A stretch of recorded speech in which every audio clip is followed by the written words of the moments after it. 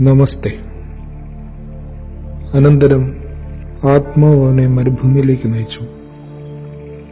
മരുഭൂമിയിൽ 40 ദിവസം സാത്താൻ അവനെ പ്രലോഭിപ്പിച്ചു. അവൻ വന്യമൃഗങ്ങളോടുകൂടിയായിരുന്നു.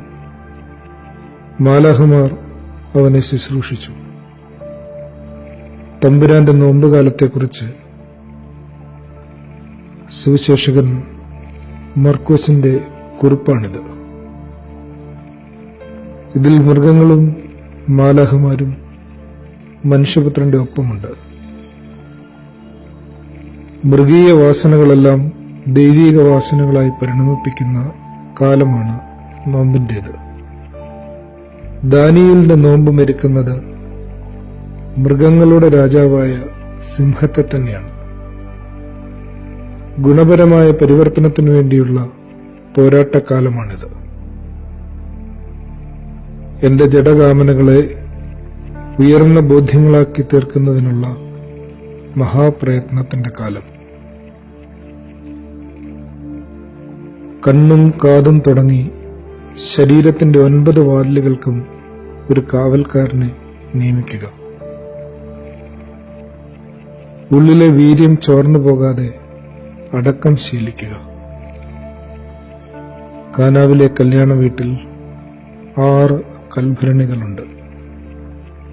അത് നിറച്ചു വെക്കുക എന്നതാണ് തമ്പുരാന്റെ കൽപ്പന. 40 നോമ്പിന്റെ 6 ആഴ്ചകളാകുന്ന 6 കൽഭരണികളിലേക്ക് നമ്മുടെ ഉള്ളം ഒന്ന് പകർന്നു വെക്കുക.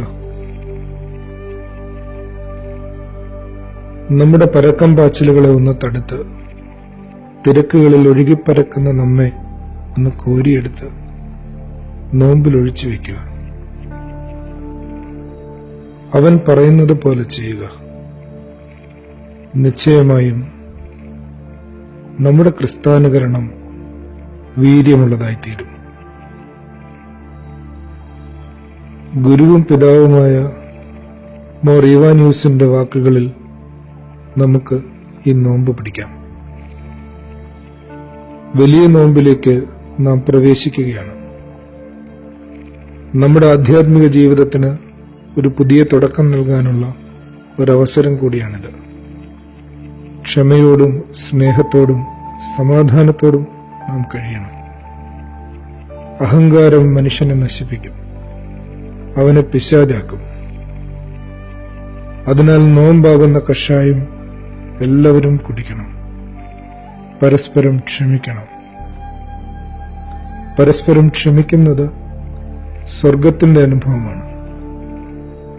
അഹങ്കാരം നരകത്തിൻ്റെതും. കുരിശാണ് ഏദനിലേക്കുള്ള വഴി. കുരിശിൽ കിടന്ന കള്ളന് അനുതാപം കൊണ്ടാണ് ഈ മാർഗം കർത്താവ് കാട്ടിക്കൊടുക്കുന്നത്. ഈ നോമ്പ് അനുതാപത്തിന്റെയും സമാധാനത്തിന്റെയും ആയിത്തീരണം. ദൈവമേ, പാട്ടും നൃത്തവുമായി കഴിഞ്ഞിരുന്ന കല്യാണ മണ്ഡപത്തിലെ ആരവം സ്തുതിയും സ്തോത്രവുമായി ഭേദപ്പെട്ടു. കൊത്തിനയിലെ വിരുന്നുകാരിൽ നിന്ന് എന്ന പോലെ ക്രമവിരുദ്ധമായ സംഭാഷണത്തെ ഞങ്ങളിൽ നിന്ന് നീക്കണമേ. ഞങ്ങളുടെ വായുകളെ ദൈവീക സ്തോത്രങ്ങളാൽ നിറയ്ക്കണമേ. ആമേൻ. ആദരവോടെ സഖ്യർ.